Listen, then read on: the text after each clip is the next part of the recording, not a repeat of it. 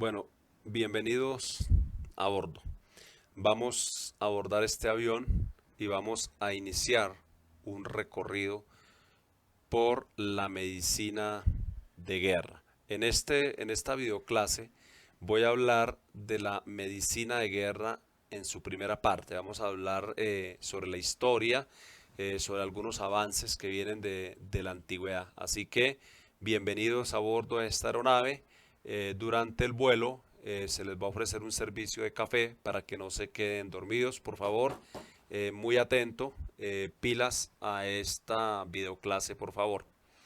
Bueno, eh, desde que el hombre apareció en la superficie de la Tierra, existieron los conflictos y los combates. La humanidad nunca ha estado en paz, ha estado en un conflicto permanente que cada día va evolucionando. La imagen que ustedes observan ahí es una imagen muy antigua, donde las principales armas se utilizaban en la época antigua para cazar estaban compuestas por lanzas hechas de madero, pero estas mismas utilizaban las tribus para defenderse, porque entre las tribus habían diferentes tipos de problemáticas, de conflictos que se desataban entre ellos mismos y eran empleados este tipo de armas. Todo el tiempo han existido las guerras, las confrontaciones de diferente índole, ya sea por cuestiones comerciales, por cuestiones políticas, religiosas. El mundo ha estado permanentemente sumergido, sumergido en la guerra. Mm, el campo de batalla siempre ha sido un lugar de adiestramiento, todo el tiempo.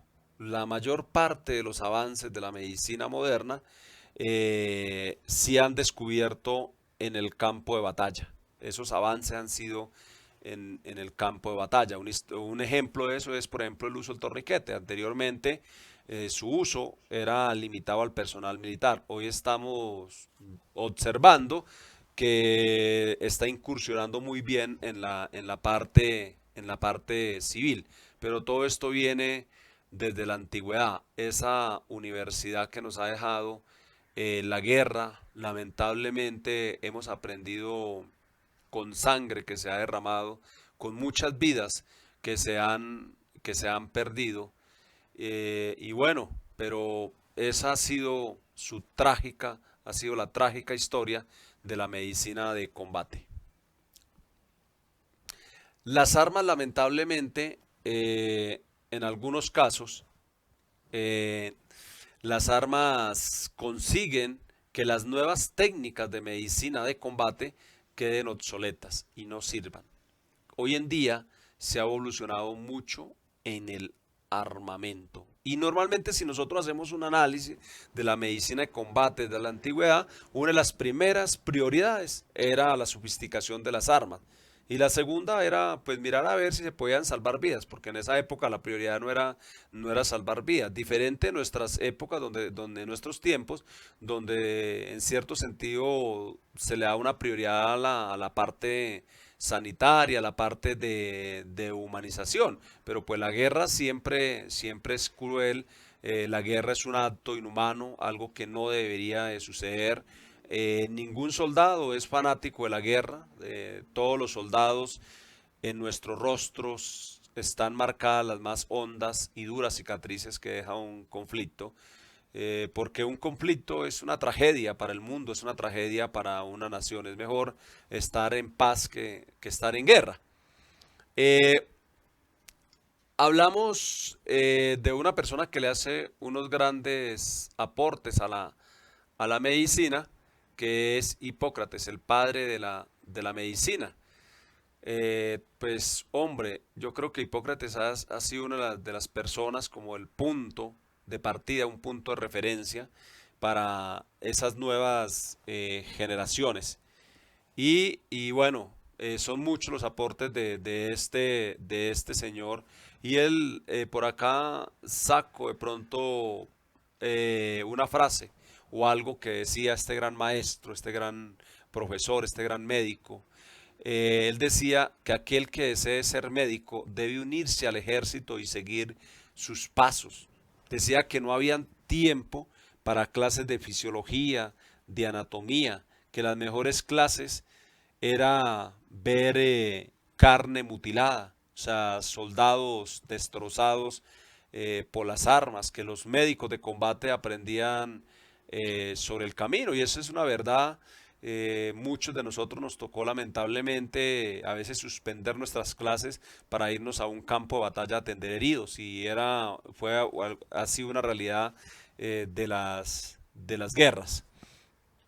Mm, Hay otro personaje, Louis Pasteur, un gran personaje, que también le hace unos grandes aportes a la medicina, pero resalto una frase de sus escritos que me pareció impactante, me pareció muy buena para su época, y nos decía que afirmaba este personaje que existían en el mundo dos fuerzas. Una siempre está diseñando armas de destrucción masiva. Y eso es lo que estamos nosotros observando hoy en día. La sofisticación de las armas. Hoy en día un país invierte más en armas y en sostener un ejército que en investigación para salvar vidas. Y lo pueden observar en cada uno de sus países, porque es que la guerra es insostenible. Ninguna nación del mundo puede sostener una guerra. Son muchos los recursos que cuesta, y sobre todo hoy en día con las nuevas tecnologías en armas, porque lo que estamos viendo y práctica esa imagen que ustedes observan ahí es un poco aterradora. Observar este tipo de las principales potencias del mundo que tienen armas nucleares, armas de destrucción masiva, que tienen laboratorios donde rápidamente pueden producir armas biológicas, químicas, nucleares, y ser utilizadas para la destrucción de la humanidad. Las guerras que se nos aproximan probablemente ya no van a ser soldados de fuerzas especiales enfrentándose con fusiles o francotiradores de alta precisión, sino van a ser guerras con armas teledirigidas, drones, como lo estamos ya observando en Irak y Afganistán, y la utilización de armamento de destrucción masivo. Estas son las guerras del futuro. Probablemente nosotros no alcancemos a ver ese tipo de confrontaciones armadas, pero nuestras generaciones o los más jóvenes lamentablemente van a tener que ver estas cosas horrorosas de la guerra. La segunda fuerza que él decía, que había otra fuerza, siempre estaba tratando de encontrar nuevos remedios a las enfermedades, así como Hipócrates, como Louis Pasteur, como Dominique John Larrey, como o este otro gran personaje de Ambrose Pare.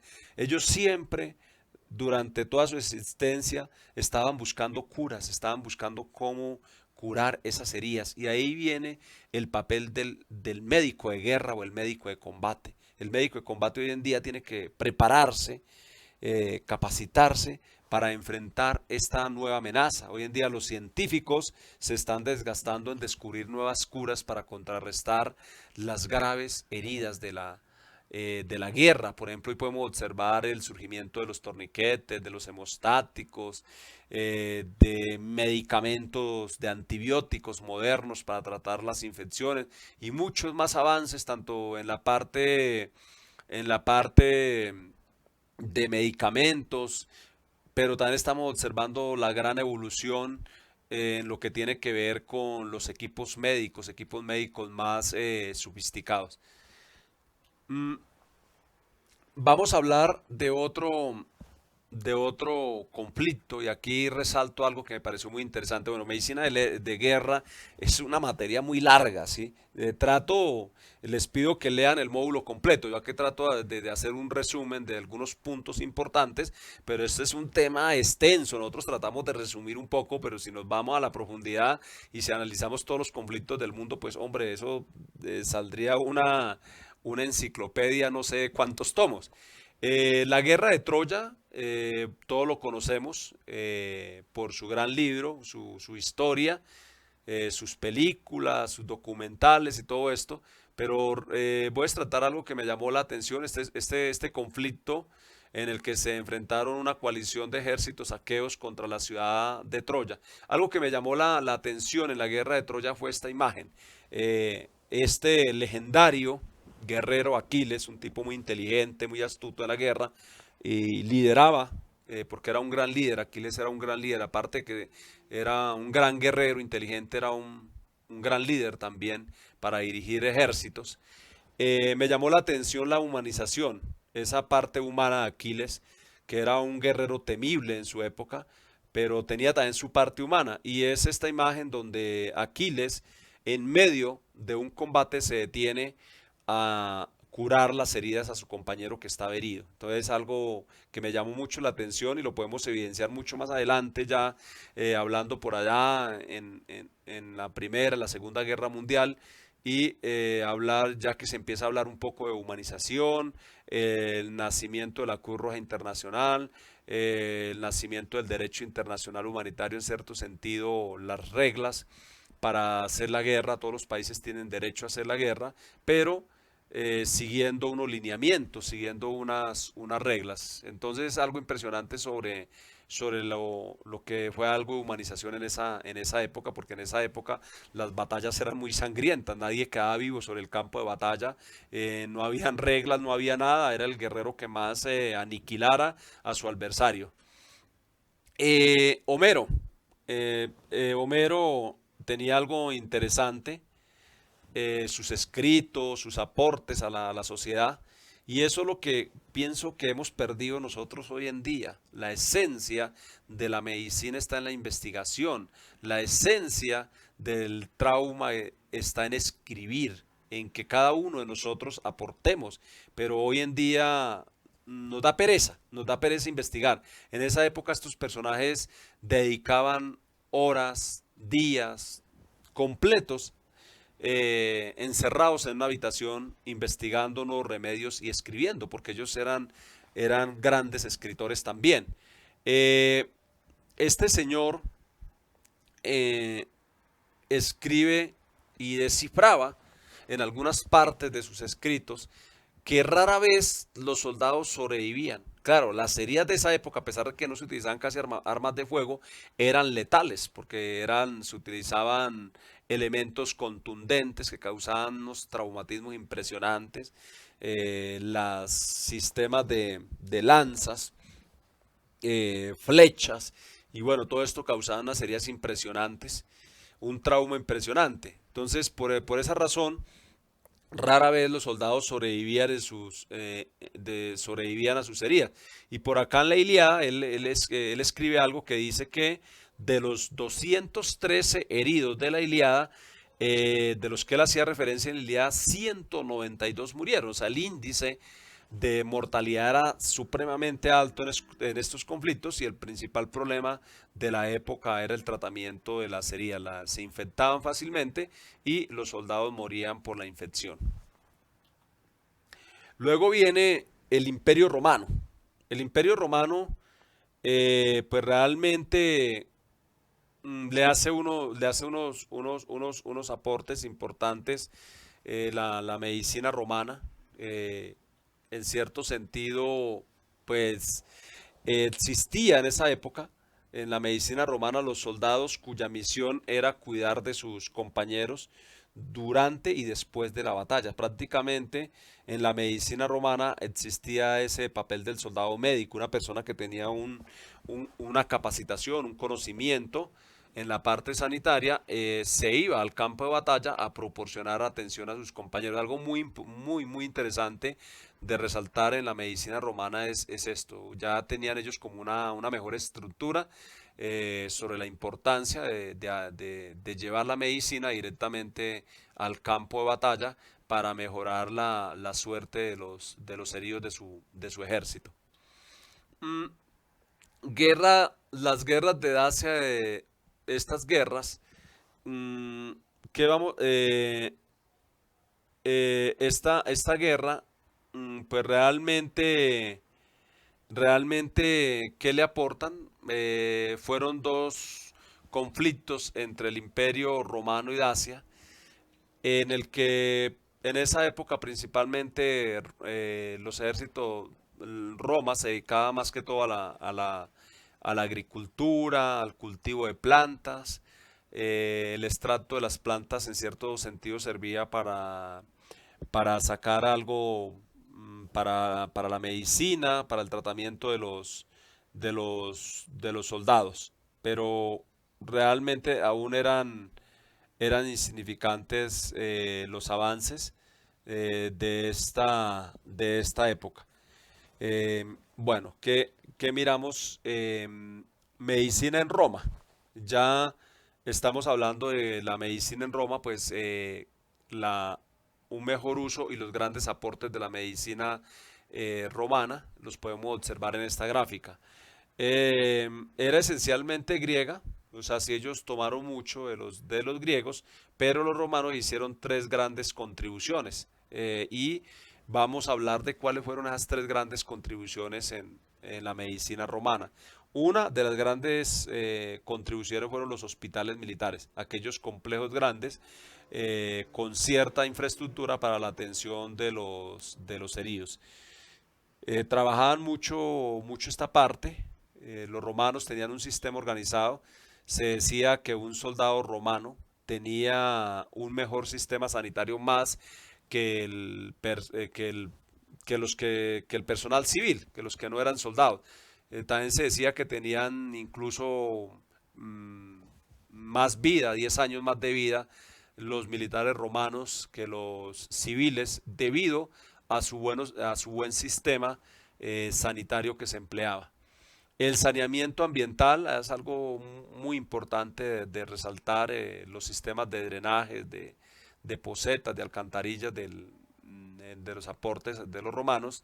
Y allá el tercer punto me llamó mucho la atención, que es la legislación de la práctica y de la enseñanza. Ellos empezaron ya a regular la práctica y la enseñanza médica, cómo se debería hacer, quiénes podían realizarlo, y esto a través de la legislación. Sabemos que Roma pues realmente contribuyó mucho con lo que es el tema del derecho, aportes hacia el derecho. Batallas navales en la antigüedad. Estas batallas navales en la antigüedad, me llamó la atención de pronto algo, algo de este señor, el faraón egipcio, Menes, 3500 años antes de Cristo, estudió las propiedades de las plantas venenosas para su uso. Y ustedes dirán, fabuloso, ¿sí o no? Las medicinas. No, mentiras. Él estudió las plantas venenosas para diseñar armas, para causar envenenamiento a sus adversarios. Ustedes saben que en mucho la historia de los griegos, los romanos, se utilizaba mucho el envenenamiento. Incluso se utilizaban las serpientes venenosas. Cuando no se utilizaban serpientes venenosas, se utilizaban los extractos de la planta. Hoy en nuestros días, si esto sucediese, pudiéramos decir que prácticamente lo que utilizó este señor es un arma biológica, o sea, envenenar a una persona, causar un envenenamiento. Entonces es algo como interesante como el ingenio iba más allá eh, para crear este tipo de, de venenos. Mm, ya después empezamos a hablar del tratamiento quirúrgico. Se empieza a hablar ya de lo que es cirugía, enfocada principalmente a la extracción de las flechas, de las municiones, de las armas, pero en esa época la cirugía pues era algo muy rudimentaria, no había un anestésico, el anestésico más potente que tenía el guerrero era morder un palo o lo amarraban para cortarle una extremidad o durante la realización de una cirugía para extraerle una flecha, pero ya se podría hablar de que en cierto sentido esto era una medicina moderna para su época. Eh, en la Edad Media, en la Edad Media viene un tema que me llama la atención, eh, las cruzadas.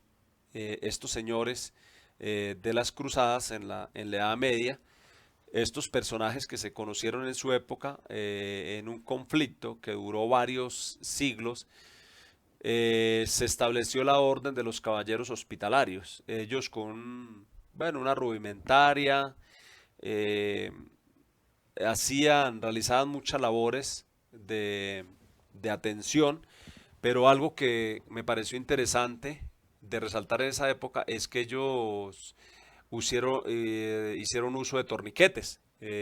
Y ellos fue los que empezaron a utilizar los vendajes para el control del sangrado. Entonces estos señores utilizaban unos vendajes de tela que colocaban arriba de la herida, ajustaban fuertemente y lograban controlar el sangrado. Eso me llamó la atención de los caballeros hospitalarios. Tenían un sistema organizado donde proporcionaban atención, incluso llevaban sus propias insignias, se hacían identificar y era como ellos proporcionaban la atención en esa época. Y bueno, ya con esto finalizamos lo que es medicina de guerra, la primera parte. Y bueno, los dejo con esta frase. Cada guerra es una destrucción del espíritu humano. Las guerras son una tragedia para una sociedad. Es algo que no debería de existir.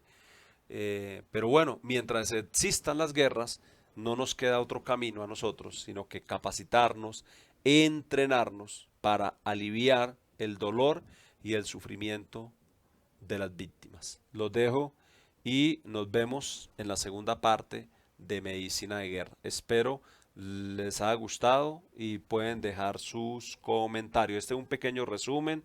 Hay muchas cosas que, pues, hombre, es bastante extenso el tema y traté de resaltar como unos puntos relevantes en la medicina de guerra. Ya en la segunda parte vamos a ver otros punticos interesantes. Entonces, así que seguimos en este vuelo en medicina de guerra.